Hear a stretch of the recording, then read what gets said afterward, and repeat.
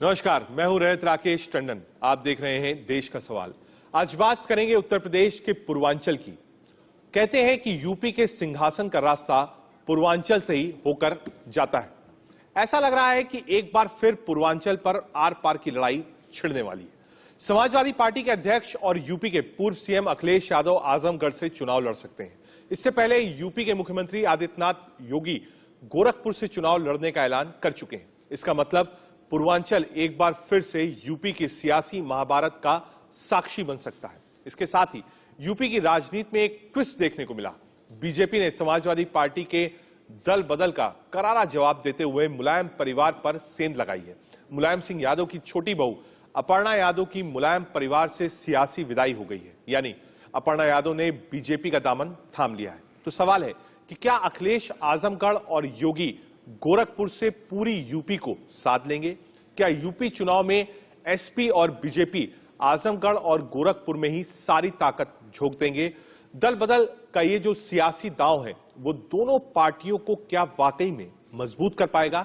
मुलायम की छोटी बहू अपर्णा को पार्टी में शामिल करने की बीजेपी की रणनीति क्या है? क्या महज अखिलेश के घर में सियासी सेंध ही है, क्योंकि शिवपाल यादव की सियासी जमीन तो अपर्णा से ज्यादा मजबूत है? तो फिर बीजेपी ने शिवपाल को क्यों नहीं दांव खेला? इन सभी सवालों पर अपने गेस्ट पैनलिस्ट से बात करेंगे और पूर्वांचल के सियासी हलचल को समझने की कोशिश भी करेंगे। लेकिन उससे पहले देखिए अखिलेश ने आजमगढ़ से चुनाव लड़ने को लेकर क्या कुछ कहा। कहूंगा और पार्टी जहां फैसला लेगी वहां लड़ूंगा, और चुनाव पहले होना चाहिए, योगी जी से पहले लड़ना चुनाव।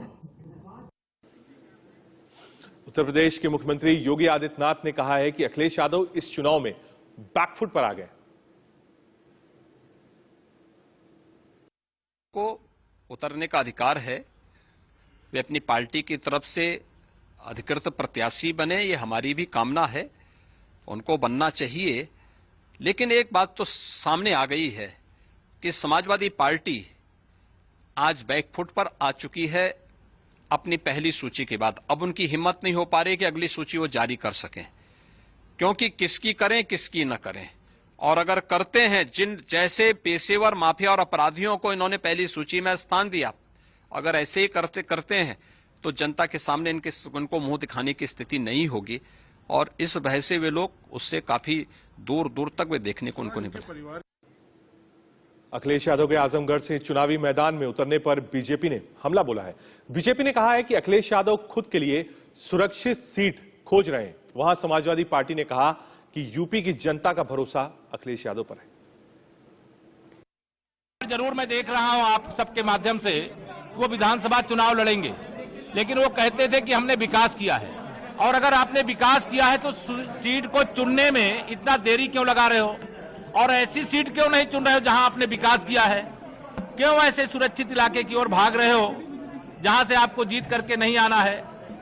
मैं यह मानता हूं कि श्री अखिलेश यादव जी भाजपा की लहर से भयभीत हैं, और 2022 के विधानसभा चुनाव में सुरक्षित ठिकाना तलाशने में अधिसूचना जारी होने के बाद इतना समय लगा दिया। धन्यवाद। एक बात उत्तर प्रदेश में बहुत साफ है कि उत्तर प्रदेश में फिर से कभी भी किसी भी रूप में उत्तर प्रदेश की जनता न कमीशन को, न करप्शन को, न कम्युनलिज्म को बढ़ावा देगी, न उसके इर्द गिर्द सत्ता को आने देगी।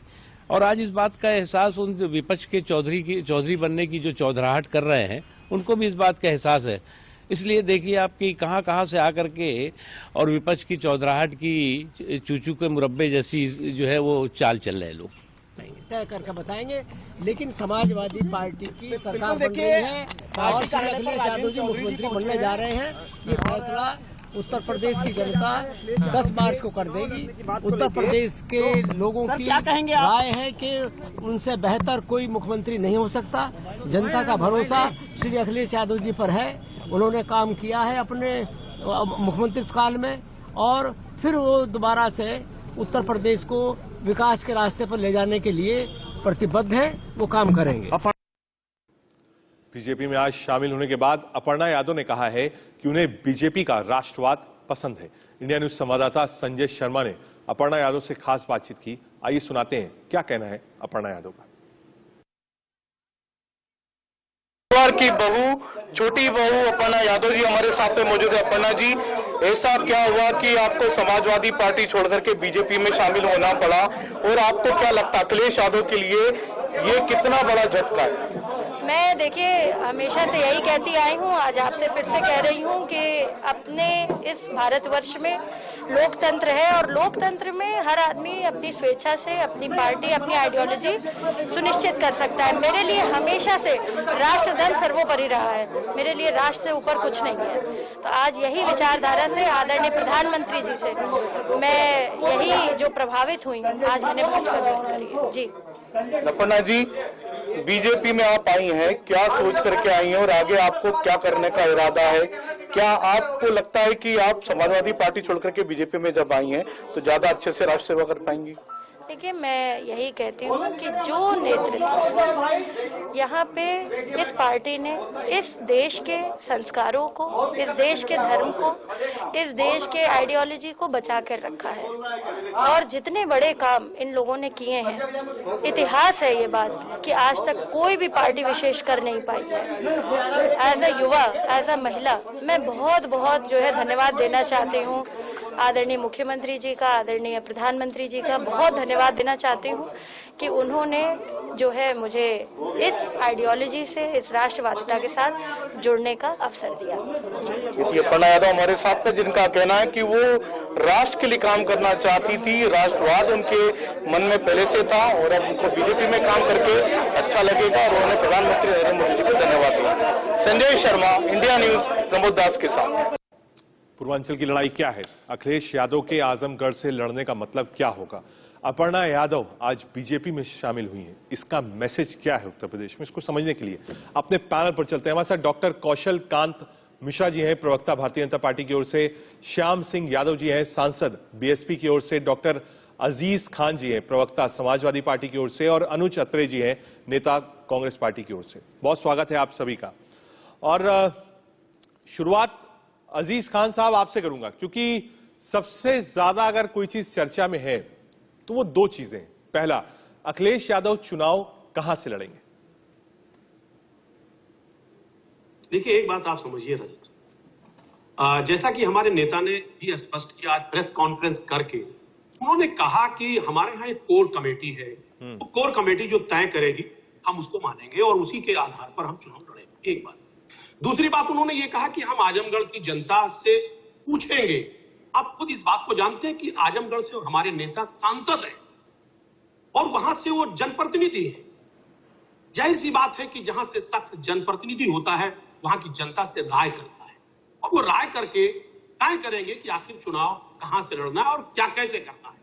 तो ये बात स्पष्ट हो गया है कि हमारे नेता चुनाव कहां से लड़ेंगे, ये बिल्कुल स्पष्ट है। उन्होंने प्रेस कॉन्फ्रेंस में पूरी बात स्पष्ट कर। ठीक है। डॉक्टर कौशल कांत मिश्रा जी भी हमारे साथ हैं। डॉक्टर कौशल, हमने कुछ देर पहले सुना केशव प्रसाद मौर्य जी को, कह रहे थे कि साहब आप एक सुरक्षित सीट देख रहे हैं चुनाव लड़ने के लिए, अगर इतना ही विकास किया है तो आप और कोई सीट लीजिए। तो साहब, आदमी इतना तो इंडिपेंडेंट हो सकता है कि वो कहां से चुनाव लड़ेगा नहीं लड़ेगा, लेकिन अब देख रहे हैं कि जो भी फोकस है समाजवादी पार्टी और भारतीय जनता पार्टी का, वो पूर्वांचल पर ज्यादा है। अगर आप गोरखपुर गए हैं तो अखिलेश यादव भी आजमगढ़ की तरफ देख रहे हैं। देखिए, कौन कहां से लड़ता है ये उसका सब्जेक्ट होता है, लेकिन जिस तरीके से अभी तक एक कंफ्यूजन बना रखा है और ये कह रहे हैं कि जनता से पूछेंगे, और पार्टी में आपको भी पता, समाजवादी पार्टी में वन मैन शो है, अखिलेश जी जो चाहते हैं वही होता है, ऐसा हमेशा सबको पता है। और वो कहां से चुनाव लड़ेंगे इसमें इन्होंने कंफ्यूजन बनाया। अभी तक तो ये था कि जी हम चुनाव लड़ेंगे ही नहीं, फिर ये हुआ कि हम चुनाव लड़ेंगे, तो वो अपने लिए एक सीट तलाशने की कोशिश कर रहे हैं जहां से उनकी श्योर शॉट जीत की संभावना हो, जो बड़ी मुश्किल से उनको हो सकता है एक आध दो सीटों पे मिल जाए, तो वो उसकी कोशिश कर रहे हैं। और जब अब चूंकि बात होती है, तो जिस तरीके से योगी जी की सीट के बारे में बहुत सारे कमेंट किए जा रहे थे, तो हर आदमी राजनीति में एक दूसरे के ऊपर टीका टिप्पणी करता है, तो चूंकि ये मुद्दा आया है तो इस पर यही कह सकता हूँ वो अपने लिए एक सीट तलाशने की कोशिश कर रहे हैं जहां से उनकी श्योर शॉट जीत हो, सिर्फ और कोई बात नहीं। और ये उनकी पार्टी का अंदर का मामला है, इस पे बहुत कुछ मुझे नहीं बोलना। ठीक है। अजीज खान साहब, सेफ सीट, बीजेपी बार बार कह रही है कि आजमगढ़ सेफ सीट है और अखिलेश जी लगे कि साहब एक सेफ सीट उनको मिल जाए। देखिए रजत जी, मैं चर्चा करना चाहूंगा। अभी बीजेपी के प्रवक्ता ने कहा सेफ सीट, मेरे ख्याल से आपके चैनल ने भी दिखाया, आपका बहुत प्रतिष्ठित चैनल है, कि लगातार लोगों को ख्वाब आ रहा था कि साहब मथुरा से चुनाव लड़ेंगे, अयोध्या से चुनाव लड़ेंगे, आखिर सुरक्षित सीट ढूंढ कौन रहा। यह बात बहुत इंपॉर्टेंट है और आपने देखा इस बात को कि लगातार सुरक्षित सीट ढूंढते ढूंढते यह स्थिति पैदा हुई। पहले बात तो बीजेपी, मुझे ऐसा महसूस हो रहा था कि माननीय योगी जी के कारनामों से नाखुश थी, उनका टिकट काट रही थी, लेकिन अगर टिकट दिया भी तो वहां से टिकट दिया गोरखपुर से, जहां पर आज माननीय योगी जी का बहुत विरोध है, सुरक्षित सीट नहीं मिल पाया। मैं बताना चाहूंगा कि उन्होंने वहां पर गोरखपुर में जो वायदे किए थे, उन्होंने कहा था साहब बुलेट ट्रेन चलाएंगे, वहां पे मेट्रो चलाएंगे। बुलेट ट्रेन और मेट्रो तो भूल जाओ आप, वहां पे सीवर तक ठीक नहीं कर पाए।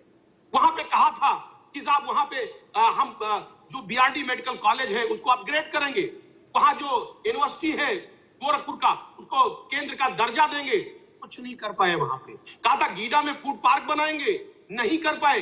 तमाम वायदे किए थे गोरखपुर के लिए, लेकिन एक भी वादे पर वो खरे नहीं उतरे। यहां तक कि हमारे नेता ने गोरखपुर में बड़े स्तर पर काम किया है, चाहे वो बीआरडी मेडिकल कॉलेज में इंसेफ्लाइटिस का मामला। ठीक है अजीज भाई, इसका जवाब ले लूं, उसके बाद पैनल की तरफ भी चलना है। मिश्रा जी कह रहे हैं कि साहब अयोध्या की बारी थी, मथुरा की चर्चा थी। जानना चाहता हूं, मैं पूरे उत्तर प्रदेश की जनता ये जानती है, जब तक भारतीय जनता पार्टी की सरकार नहीं थी 2017 के पहले, गोरखपुर ब्रेन की इंसेफ्लाइटिस बीमारी की वजह से जाना जाता था। हर साल वहां पर सालाना तौर पे 100-150 बच्चों की मौत होती थी, और ये आज से नहीं था, जमाने से चला आ रहा था। ये केवल भारतीय जनता पार्टी और माननीय योगी जी की सरकार है जिसमें वो मृत्यु दर लगभग 95% खत्म हो गई है। बीआरडी मेडिकल कॉलेज की बात कर रहे हैं, गोरखपुर को एम्स बनाने का काम माननीय योगी जी ने किया है। और जो प्रवक्ता महोदय बोल रहे हैं, मैं इनसे रिक्वेस्ट करूंगा पहले गोरखपुर आए और गोरखपुर के विकास को देखें, सिर्फ कागजों पे कोशिश करेंगे। एक बार ठीक है सर, ठीक है, आकर के देखिए विकास। ठीक है अजीज भाई, एक बार आपको जाना चाहिए मुझे लगता है गोरखपुर, और देखना चाहिए कि साहब क्या विकास हुआ है, क्या विकास नहीं हुआ है। अब मुझे लगता है जनता भी इसका आकलन करेगी, और 5 साल में एक बार मौका जनता को भी मिलता है कि वो बताए कि हाँ सरकारों ने कितना काम किया है। ठीक है रजत जी, मुझे 10 सेकंड केवल दे दें, मैं 10 सेकंड बात करूंगा, उसके बाद आप मुझे भले मौका दें। उतर करके डेवलपमेंट देखिए, खाली मोबाइल पे बैठ करके डेवलपमेंट ढूंढेंगे तो डेवलपमेंट नहीं नजर आएगा। 10 सेकंड केवल दे दें। आ रहा हूं अजीज भाई, आ रहा हूं, करके 1 मिनट दीजिएगा। आप कभी नई दिल्ली से चल करके प्रयागराज जाकर के देखिए, जिस तरीके से रेलवे लाइनों में जो आदमियों के बगैर पॉकेट बने थे, अब सबके नीचे अंडरपास, कम से कम 50 अंडरपास बन चुके हैं। डेवलपमेंट की बात कर रहे हैं, कोसी कॉरिडोर का हाल देखिए, प्रयागराज को प्रयागराज बना दिया गया। आप पूर्वांचल एक्सप्रेस में देखिए, आप गोरखपुर आकर तो देखिए। खाली बैठ करके गूगल पे ढूंढ करके विकास ढूंढने की कोशिश करेंगे तो आकर के गोरखपुर की जनता से पूछिए विकास, सब पता चलेगा आपको। श्याम सिंह यादव जी को एक बार लाएंगे बहस में। आ रहा हूं अजीज भाई 30 सेकंड दीजिएगा, 30 सेकंड दीजिए, मैं आप ही के पास आऊंगा। एक बार श्याम सिंह यादव जी हमारे साथ है, सांसद बीएसपी की ओर से। श्याम सिंह जी एक तरफ डेवलपमेंट की, सर एक तरफ डेवलपमेंट की बात है, एक तरफ कास्ट इक्वेशंस की बात है, और पूर्वांचल पर सबकी नजर है। गोरखपुर से योगी आदित्यनाथ जी हैं, आजमगढ़ से संभवतः या पूर्वांचल से किसी सीट पर अखिलेश यादव जी भी चुनाव लड़ सकते हैं। बहन जी के भी चुनाव लड़ने की कोई उम्मीद, कोई चर्चा आपको लगती है कि वो भी किसी सीट से चुनाव लड़ सकती हैं?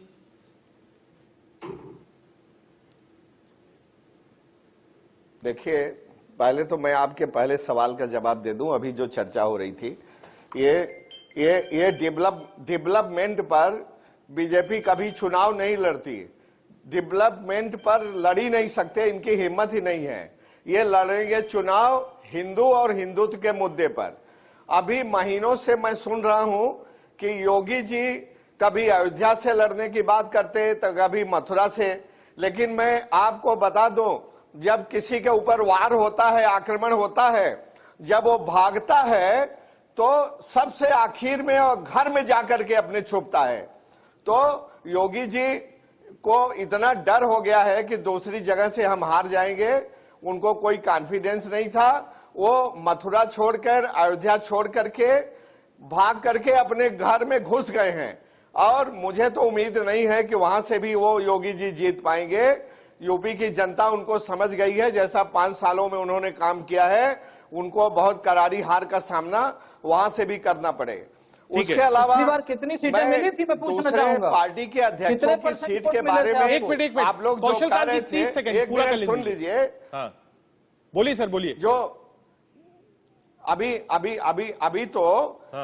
तो परसों योगी जी की सीट तय हुई है गोरखपुर, और सिराथू तय हुई है, ये मौर्य जी की सीट। तो अभी 2 दिन में 3 दिन में क्या ये देर हो गई है कि दूसरे के लोगों के लिए कह रहे हैं कि वो अपना तय नहीं कर पाएंगे?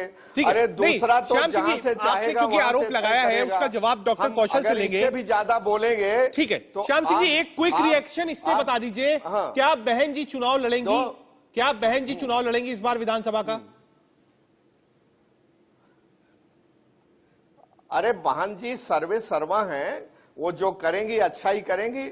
बहन जी वो बताएंगी। अभी जो हम बहन जी के बारे में हम अभी बताने की पोजीशन में हालात में नहीं है। ठीक है सर, बहन जी पार्टी की सुप्रीमो है, उनका हर निर्णय हर डिसीजन हम लोगों के ऊपर सिरोधार्य है। ठीक है सर, लड़ेगी तो मेहनत करके जी जान पर खेल करके उनको जिताया जाएगा, सरकार बनाया जाएगा। उनका प्रेरोगेटिव है, वो अपने ढंग से अपना काम कर रहे हैं। कौशल कांत जी, श्याम सिंह यादव जी सांसद बीएसपी साफ कह रहे हैं कि आदमी अयोध्या नहीं गया, मथुरा नहीं गया, और बिल्कुल जब डरा तब गोरखपुर चला गया।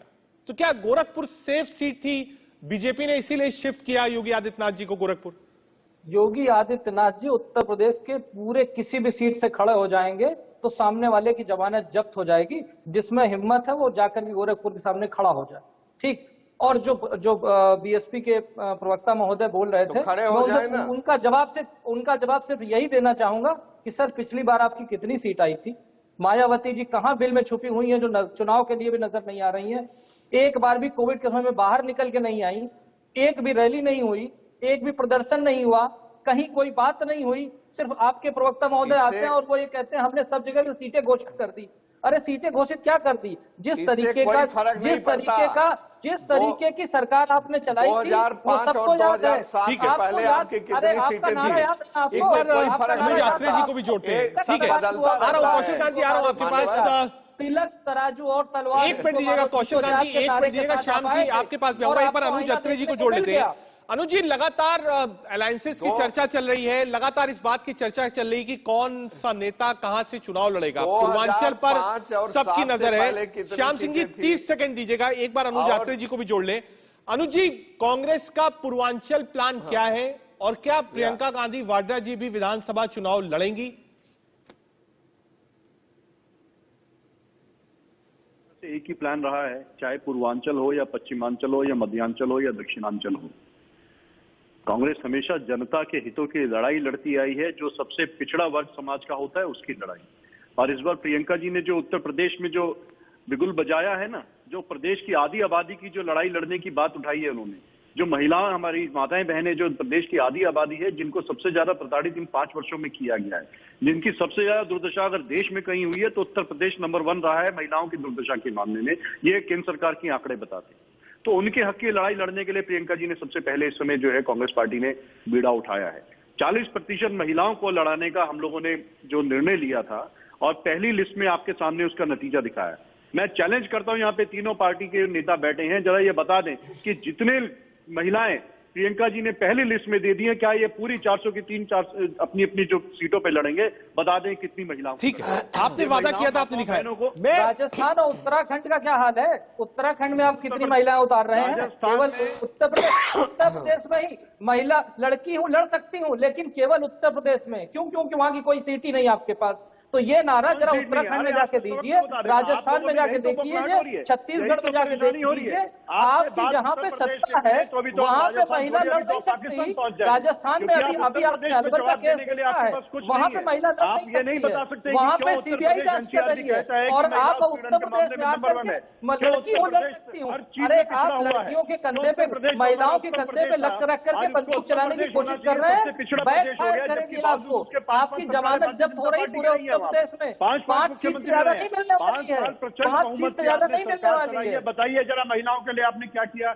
क्यों महिलाओं का जो है, महिलाओं के साथ जितने जघन्य कांड हुए पूरे देश में, सबसे आगे नंबर उत्तर प्रदेश का आता है। और उसके बाद सबसे विडंबना ये है, सबसे दुख भरी बात यह है कि भारतीय जनता पार्टी आप की सरकार कानून व्यवस्था की बात कर पीड़ितों रहे के हैं। पक्ष में न खड़े होकर अपराधियों के पक्ष में खड़ी होती है। आप जिस पार्टी की पहचान मैं बताता हूँ, कुलदीप सेंगर आपने जैसे सवाल विधायकों पूछा, से रही जवाब हो, देता हूँ। उनसे क्या उम्मीद लगा सकते हैं कि आप आपने महिलाओं की सवाल बात पूछा करते है, हैं, जवाब आपको देता हूँ। समझ कि क्यों उत्तर प्रदेश की महिलाओं की बात सवाल करते हैं? पूछा है, जवाब क्यों देता उत्तर हूँ। प्रदेश की आप महिलाओं को आंकड़ों की सक्षम बात करने कर की रहे बात कर रही है हैं। कांग्रेस पार्टी। एनसीआरपी के डाटा आपको बताता समस्या हो है, जाती है।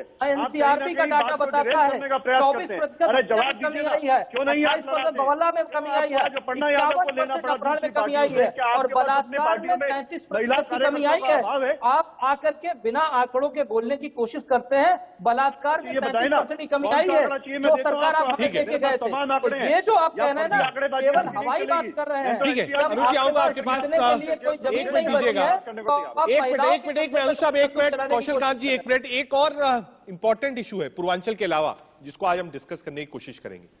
शुरुआत में हमने देखा कि बीजेपी कोटे की से 3 मंत्री और 11 विधायक समाजवादी पार्टी जाते हैं, कहते हैं कि ये सरकार ओबीसी की बात नहीं सुन रही है, बैकवर्ड्स की बात नहीं सुन रही है। एक हवा क्रिएट होती है, मानता हूं इस बात को।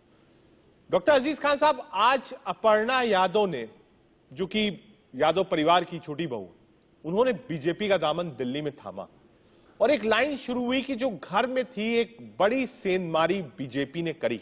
इसका आफ्टर इफेक्ट कैसे देखते हैं आप यूपी इलेक्शन में, परिवार में, समाजवादी पार्टी में, और एक जो डायमेंशंस होता है, एक परसेप्शनल डेथ, क्या इसको मानते हैं आप? अजीज खान साहब। देखिए रजत जी, पहले 2-3 बातों का जवाब दे दूं, फिर इस मुद्दे पे आऊंगा। अभी कौशल जी लगातार महिलाओं के सम्मान में, बीजेपी मैदान में, और तमाम बातें दिया। हाँ। एनसीआरबी का आंकड़ा दिया। मैं एक आंकड़ा देना चाहता हूं, ये कृपया नोट कर ले। देखिए, ये वही बीजेपी है कि जिस बीजेपी में दयाशंकर सिंह जी महिलाओं पर गलत शब्द का इस्तेमाल करते हैं, गाली गलौज करते हैं, अभद्र टिप्पणी करते हैं, और उनकी बेगम को क्या बना दिया जाता है? मंत्री, तोहफे के स्वरूप। तो आप महिलाओं की बात मत करें। आप एनसीआरबी का आंकड़ा अगर देखना चाहते हैं तो एनसीआरबी का आंकड़ा जो है महिलाओं के खिलाफ जो उत्पीड़न बढ़ा है वो 23% बढ़ा है। इसको नोट कर लें और देख लें। सेक्सुअल असॉल्ट जो बढ़ा है वो 19.9% वो बढ़ा हुआ है। और एससी और एसटी के खिलाफ अगर उत्पीड़न बढ़ा है तो वो है 14.7%। ये तो एनसीआरबी का आंकड़ा है, इसको आप डिनाई नहीं कर सकते। कौन क्या कर रहा है इसे मैं नहीं जानना चाह रहा हूं। आपने एक सवाल किया कि साहब अपर्णा जी चली गई, क्या फर्क पड़ेगा और क्या किन परिस्थितियों में है। देखिए, मेरे नेता ने स्पष्ट कर, उन्होंने कहा कि वो बीजेपी में गई हैं, हम उनको मुबारकबाद देते हैं। इसमें कोई दो राय नहीं, हमारे नेता का बड़ा दिल है।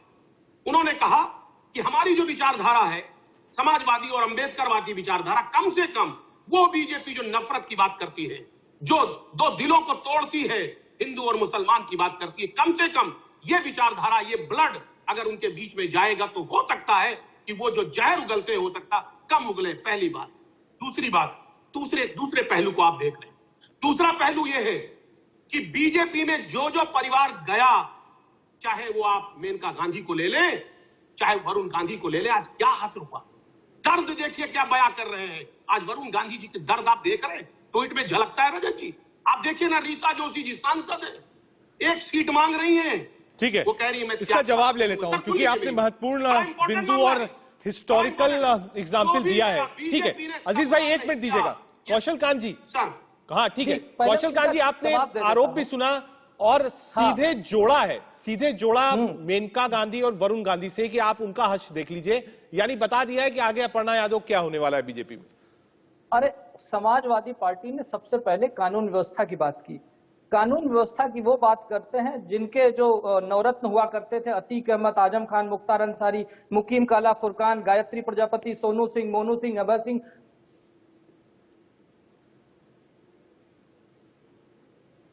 आवाज नहीं आ रही सर, आवाज नहीं आ रही है। डॉक्टर कौशल जी, मुझे लगता है आपने म्यूट कर दिया है, आपकी आवाज नहीं आ रही। आवाज, हाँ अब आ रही है।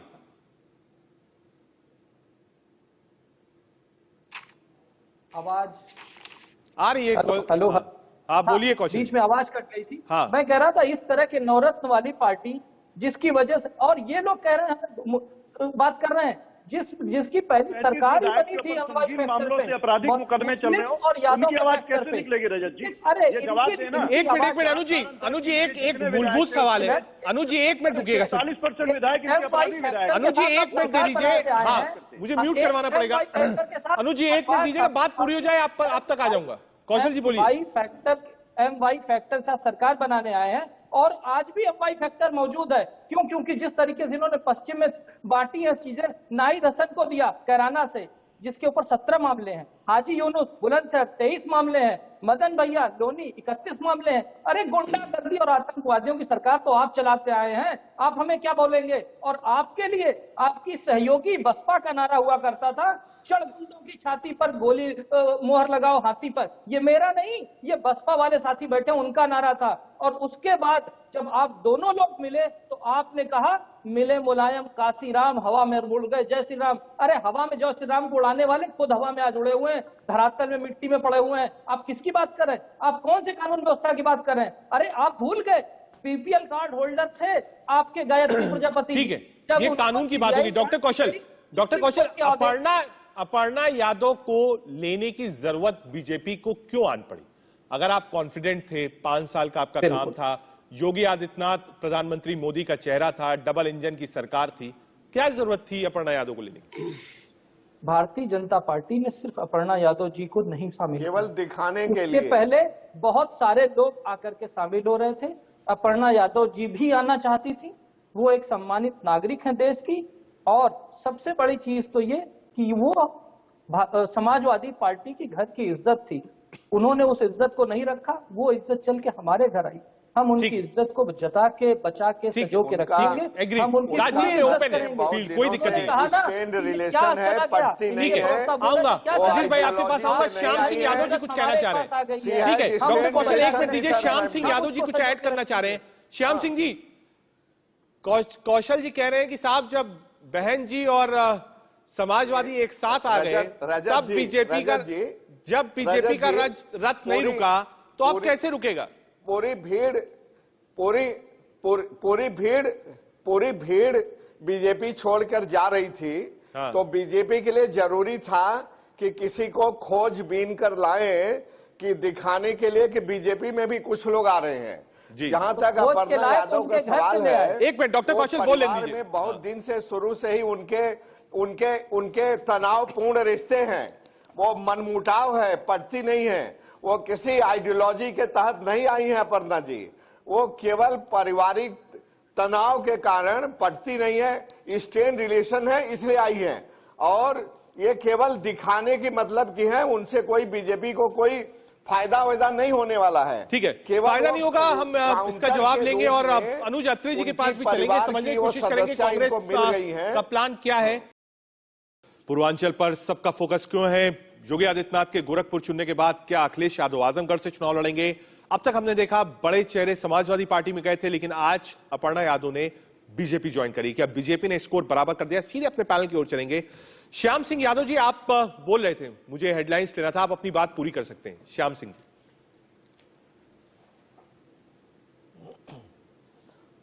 रजत जी, मेरा कहना था कि आपने पिछले दिनों देखा होगा कि बीजेपी से लोग छोड़कर पूरी भागदड़ मच गई है बीजेपी में। तो ये बीजेपी के लिए भी जरूरी था कि कुछ दिखाते जनता को। तो ढूंढते उन्होंने अपर्णा यादव को ढूंढा। और मैं आपको बता दूं कि अपर्णा यादव किसी आइडियोलॉजी के तहत नहीं आई हैं। वो उनका उस परिवार में बहुत स्ट्रेन रिलेशन है, बहुत मनमुटाव है, बहुत कटुता है, और उसके तहत वो यहाँ आई हैं। इसका कोई खास फायदा बीजेपी को नहीं मिलने वाला है। ये जरूर मिलेगा कि वो प्रचारित करेंगे पूरे मीडिया से जनता के सामने कि जी के मुलायम सिंह यादव जी के घर की बहू को वो लाए हैं। सर, आप एक सीजन पॉलिटिशियन हैं, इसको एमपी हैं, रिप्रेजेंट करते हैं। श्याम सिंह जी, और श्याम सिंह जी, मेरा एक छोटा सा सवाल है आपसे। मैं कह रहा हूं सर, ये परसेप्शनल डेंट अब इससे ज्यादा वो दूसरी पार्टी का मामला है, इससे ज्यादा मैं नहीं कहूंगा। हाँ। नहीं तो आप लोग हमारे ऊपर तरह तरह की उंगलियां उठाने नहीं, मैं नहीं पूछूंगा, आपने मना कर दिया, मैं नहीं पूछूंगा। अनुज अत्री जी को लाइए। पूछा सवाल मुझसे, अनुज जी, और ये मेरी जो भी व्यक्तिगत लड़ाइयां चल रही जानकारी हैं, थी, उतना चुनाव मैंने लड़ने बता की, दिया। चुनाव नहीं लड़ने की, आजमगढ़ से लड़ने की, गोरखपुर से लड़ने की, पार्टी में लोगों के जाने की, आने की, कांग्रेस कहीं दिख नहीं रही है। अनुज जी, नहीं देखिए रजत जी, निश्चित तौर पे आपको ये दल बदलुओं के बीच में कांग्रेस पार्टी नहीं दिख रही होगी, इसलिए आपको ऐसा लग रहा होगा, क्योंकि कांग्रेस पार्टी कभी भी इस तरह की विचारधाराओं से हम लोग सहमत नहीं रहते। हम लोग नहीं चाहते कि लोग जो अवसरवादिता होकर के पूरे 5 साल जो है सत्ता की मलाई चाटें और चुनाव बाद जाकर के उनकी आंखें खुल जाएं, अचानक ही राष्ट्र प्रेम जाग जाए उनमें, या किसी के प्रति प्रेरणा सिर्फ चुनाव से 15 दिन पहले जाती है। कांग्रेस पार्टी एकजुटता चाहती है, एक रास्ता चाहती है कि उसी प्रकार से हमारे विचारधारा के लोग पार्टी में रहें। आज कांग्रेस पार्टी में जितने युवाओं को टिकट दिया है, जितने महिलाओं को टिकट दिया है, आज उनको दिया है, इसलिए दिया है कि उनके हक की अनुज जी, लड़ाई। मैं ठीक है, मैं बात से आपकी, मैं एक चीज समझना चाहता हूं, आप भी जमाने से पार्टी में हैं, जब चुनाव होता है और एक विशेष दल में लोग ज्वाइन करते हैं, समाजवादी पार्टी में बहुत सारे लोग गए, आज अपर्णा यादव बीजेपी में शामिल हुई, तो मतलब आप निजी विचार भी रख सकते हैं, मैं बिल्कुल नहीं टूक, मैं समझने के लिए पूछ रहा हूं। जब भी ऐसा होता है तो उस पार्टी की हवा क्रिएट होती है, एक परसेप्शन क्रिएट होता है, टॉक ऑफ द टाउन होता है कि हाँ, इस पार्टी में फला आदमी ने ज्वाइन किया है, इस पार्टी से इतने लोग छोड़ कर गए। इससे भी एक हवा मेंटेन होती है किसी भी राजनीतिक दल की, अगर चुनावी राज में वो है, या आप इसको गलत मानते? देखिए, मैं इसमें बिल्कुल सहमत नहीं हूँ रजत जी। अगर हवा बन रही होती तो इस समय तो दोनों की बराबर हवा होनी चाहिए कि 10 आदमी विधायक उनके टूट के भाजपा में गए हैं, तो 10 विधायक और मंत्री टूट करके सपा में गए। तो ये चलन जो अभी शुरू हुआ है दल बदल का, एक तरह से जिसको अपनी एक स्टेटस सिंबल मानना शुरू कर दिया पार्टियों ने, ये बहुत पहले की परंपरा नहीं थी। ये बीते जब से ये भारतीय जनता पार्टी का बीते 6-7 वर्षों में जो जिस तरह से एक चाल चरित्र और चेहरा बदला है, ये तब से हुआ है। जो इनके पास पार्टी में अपने नेताओं का अभाव था, और खासतौर से ऐसे नेताओं को इन्होंने अभाव है, आपका कहना है इनके पास नेताओं का अभाव है। निश्चित ठीक तौर है, पे अपने डॉक्टर नेताओं कौशल को लाऊंगा। डॉक्टर कौशल, नेताओं का अभाव है, इसीलिए अपर्णा यादव को आपको लेना पड़ा। अनुज अत्री जी कह रहे हैं, ठीक है अनुज जी, मैं आपका ही सवाल है। डॉक्टर कौशल कह रहे हैं कि साहब नेताओं की कमी थी, इसीलिए नेता आपको इंपोर्ट करना पड़ रहा है। मैं अपनी बात पूरी करता हूँ। तमाम तरह के भारतीय जनता पार्टी में पूरा, अगर कांग्रेस भी आना चाहे तो उनका स्वागत है, कोई भी आता है उसका स्वागत होता है, ठीक है। और अगर ये जो कह रहे हैं कि लोगों की कमी है, तो विश्व की सबसे बड़ी पार्टी है, भारत की नहीं विश्व की सबसे बड़ी पार्टी है। और मैं सिर्फ इनसे ये पूछना चाहूंगा, अनुज जी आवाज, आपने जो सवाल पूछा है, मैंने वही सेम सवाल बीजेपी से पूछ लिया है कि आप इंपोर्ट कर रहे हैं नेता, आपके पास नेताओं की कमी है। हमको लगता है एक बार उनका आंसर सुन लें, उसके बाद कुछ ऐड ऑन करना होगा तो आप ऐड ऑन कर दीजिए। हमारी भारतीय जनता पार्टी के दरवाजे सभी के लिए खुले हुए हैं। जैसे ये कह रहे हैं ना कि अब भी अपर्णा जी आई हैं, कह रहे हैं उनके आने से कोई फायदा नहीं होता, तो हमारे यहाँ मेंबरशिप फायदा या नुकसान देख के नहीं लिखी जाती है, सिर्फ उसकी विचारधारा और आइडियोलॉजी देख के की जाती है। हम इनकी जैसी विचारधारा नहीं रखते जो आतंकवादियों के जो सहानुभूति वाले होते हैं, तौकीर रजा साहब, उसके बारे में मैं कांग्रेस के प्रवक्ता से जवाब सुनना चाहूंगा, जो ये कहते हैं कि उनको शहीद का दर्जा देना चाहिए। एक आतंकवादियों को शहीद का दर्जा देने की बात करने की कोशिश कर रहे हैं। आपकी आइडियोलॉजी क्या कहती है? ठीक है डॉक्टर कौशल, आपने भी एक सवाल पूछा है, और अनुज जी वक्त थोड़ा कम है, मुझे लगता है आप जल्दी से अगर रिप्लाई कर दें। तौकीर रजा पर सवाल आया है सीधे सीधे कि साहब ऐसी आइडियोलॉजीज के लोगों को लेने की जरूरत क्या पड़ गई कांग्रेस पार्टी को? उल्टा है अनुज जी देखिए, ये तौकीर रजा के मामले में आ रहा हूं श्याम सिंह जी जवाब ले लूं, आपके पास आऊंगा। श्याम सिंह जी 30 सेकंड का समय दीजिए। श्याम सिंह जी 30 सेकंड का समय दीजिए, आपके पास आऊंगा। अनुज जी अपना जवाब दीजिए। देखिए, निश्चित तौर पे ये भारतीय जनता पार्टी के लोग दुष्प्रचार करने में और अफवाहें फैलाने में जो इनको महारत हासिल है, वही तौकीर रजा जी के मामले में। दुष्प्रचार क्या है इसमें, अफवाह क्या है? एक मिनट डॉक्टर कौशल जवाब ले लें दीजिए। डॉक्टर कौशल जवाब, हाँ अनुज जी बोलिए। अगर वो व्यक्ति आतंकवादी है या समाज के विरोध कोई काम कर रहा है, तो क्यों आपकी सरकार सोई बैठी थी? क्यों नहीं कार्रवाई की आपने? किस चीज के इंतजार में थे आप? तो जरा सी बात पे आपने विरोधियों क्या बुलडोजर चलाया? केवल 4 मंत्रों के सहारे जो आपने सरकार चलाई है, बुलडोजर, एनकाउंटर, छापे और प्रचार और हिंदू मुसलमान, तो क्यों नहीं आपने किसी में से कौन सा उनके ऊपर क्योंकि आतंकवादियों को शहीद का दर्जा देने की प्रचार के अलावा और मैं ये कह रहा हूं, लगाने के अलावा आपके पास कोई काम नहीं। अरे झूठे आरोप से आप भाई, आप देखो तो आपको नॉलेज नहीं है, आप पढ़ के नहीं आए हो, आप जानकारी लेके नहीं आए हो। ठीक है, ये लंबी बहस है कि तौकीर रजा पर पार्टी का अपना स्टैंड है, विपक्ष के पास एक जरिया भी है वार करने का। एक बार वापस डॉक्टर अजीज खान साहब के पास चलेंगे। अजीज साहब, क्योंकि आज जो बहस है उस बहस के मुख्य बिंदु दो हैं। पहला, अखिलेश यादव का आजमगढ़ जाना, वहां से चुनाव लड़ना, हालांकि अभी औपचारिक घोषणा नहीं हुई है। दूसरा, अपर्णा यादव का बीजेपी में जाना। पहले तक पे वापस आते हैं। क्या बिना पूर्वांचल के सिंहासन नहीं मिल सकता है? क्योंकि आप देखिए जितनी भी पार्टीज हैं, चाहे आप हो, बीजेपी हो, वो सारा कंसंट्रेशन पूर्वांचल पे रखें। तो क्या ये मान लिया जाए कि लखनऊ विधानसभा का रास्ता इस बार पूर्वांचल से ही निकलेगा? कोई भी दल पूर्वांचल को हल्के में लेना नहीं चाहता। अजीज जी, देखिए रजत जी, पहले तो मैं जो कौशल कांत है उन्होंने एक सवाल उठाया था, उस वक्त आप मुझे मौका नहीं दिया था बात करने। मैं थोड़ा सा उसका जवाब दे दूं मेरे इस मुद्दे का। उन्होंने कहा था साहब कानून व्यवस्था का राज है, और तमाम उन्होंने एग्जाम्पल्स दिए थे, प्रजापति और क्या। ये देखिए, पहली बात तो ये याद रखें कि चिन्मयानंद कौन है और कुलदीप सेंगर कौन है, जिसके खिलाफ 8 महीने एफआईआर नहीं हुआ था। सुप्रीम कोर्ट ने संज्ञान लिया था तो एफआईआर हुआ था। और रही बात कानून व्यवस्था की, तो हाथरस में जो बेटी को रात के अंधेरे में जलाया गया, ये आपके चैनल और तमाम पूरे देश में वायरल हुआ। आप देखेंगे लखीमपुर में निहत्थे किसानों को कुचला गया। अरुण वाल्मीकि जो आगरा में उसकी मॉब लिंचिंग हुई, किस कदर पुलिस कस्टडी में मार दिया गया। मनीष गुप्ता तो गोरखपुर में माननीय मुख्यमंत्री महोदय के गृह जनपद में मॉब लिंचिंग की गई, पुलिस ने मारा। आप सवाल नहीं उठ खड़ा कर रहे थे। अब इन्होंने कहा साहब टिकट दिया है। अब मैं उस मुद्दे पे आ जाऊं, बहुत जरूरी इनका सवाल देखा जवाब। इन्होंने कहा नाहिद हसन का सवाल किया। मैं जानना चाहता हूं, शायद इनको पता नहीं है कि दंगा भड़काने वाले लोगों को और दंगाई लोगों को, और जिन पर तमाम मुकदमे दर्ज हैं, 107 की लिस्ट इन्होंने जारी की है।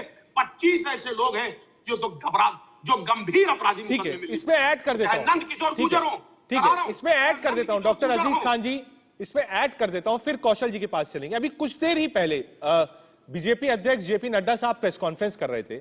उन्होंने कहा शाम को अब लोग अपने घर से बाहर निकल पाते हैं। लॉ एंड ऑर्डर की हालत बहुत खराब थी पिछली सरकारों में, लोग इन्वेस्ट नहीं करना चाहते थे, अपने इन्वेस्टमेंट वापस लेकर जा रहे थे। तो एक जो प्रचार है, अजीज भाई समझिएगा, एक जो प्रचार है बीजेपी का, वो सबसे बड़ा जो टूल है वो लॉ एंड ऑर्डर को लेकर है। उसको आप लोग कैसे एड्रेस करेंगे? सर मैं उसी बात को कह रहा था। बेबी रानी मौर्य ने क्या कहा? उन्होंने कहा रात में शाम को 5 बजे के बाद महिलाएं ना निकले। ये भी तो आप स्टेटमेंट कोट करेंगे नहीं करेंगे? ठीक है। इन्होंने कहा कि साहब मैं वही बात कर रहा था। ठीक है, आप तक की बात पूरी करें। एक मिनट रुकिएगा। Doctor Kaushal Kant Mishra, law and order की सिचुएशन को आप लोग एड्रेस कर रहे हैं और तमाम एग्जाम्पल्स डॉक्टर अजीज खान ने दिए हैं। वो लखीमपुर हो, वो चिन्मया स्वामी हो, जितने भी एग्जाम्पल्स थे वो आपके सामने रखे। मैं सिर्फ ये कहना चाहूंगा, कोई भी समाज अपराध मुक्त होना रामराज की कल्पना है, जो हम पूरा करेंगे। जिस तरीके से पूरे अपराधों को का पॉलिटिसाइजेशन किया गया, राजनीतिकरण किया गया है, इन्होंने 5 साल में चुन करके 5 मामले निकाले। अगर उसको पिछली सरकारों से कंपेयर किया जाए, जनता से जाकर पूछा जाए, एक मिनट डॉक्टर अजीज, आपने क्योंकि सवाल पूछा, एक बार जवाब ले दीजिए। जिस तरीके से गुंडा राज आपने मचा रखा था, आपके गुंडा राज, राम भक्तों पे गोली आप चलाते हो, कांवड़ यात्रा आप बंद करते हो, 84 कोसी परिक्रमा आप बंद करते हो, कृष्णानगर, लखनऊ, उत्तर प्रदेश की ठीक है, वक्त की कमी है, आप सब आए, आज वक्त की थोड़ी कमी है, आप सबको यहीं पर रोकूंगा। देश का सवाल में आज के लिए इतना ही। आप सभी मेहमानों का बहुत शुक्रिया, और कोशिश की हमने समझने की है कि अपर्णा यादव का बीजेपी में शामिल होना कितना बड़ा सेटबैक है समाजवादी पार्टी के लिए। प्लस हर पार्टी, चाहे वो बीजेपी हो, समाजवादी पार्टी हो, पूर्वांचल की आस क्यों लगाए बैठे हैं, और अखिलेश यादव के आजमगढ़ से चुनाव लड़ने का मतलब क्या होगा। देश का सवाल में आज के लिए इतना ही, आगे बढ़ते हैं। पंजाब चुनाव को लेकर तीखे वार पलटवार हो रहे हैं। पंजाब सीएम चन्नी पर केजरीवाल का निशाना है। चन्नी आम आदमी नहीं है, बेईमान आदमी है। अरविंद केजरीवाल ने लगाए हैं गंभीर आरोप।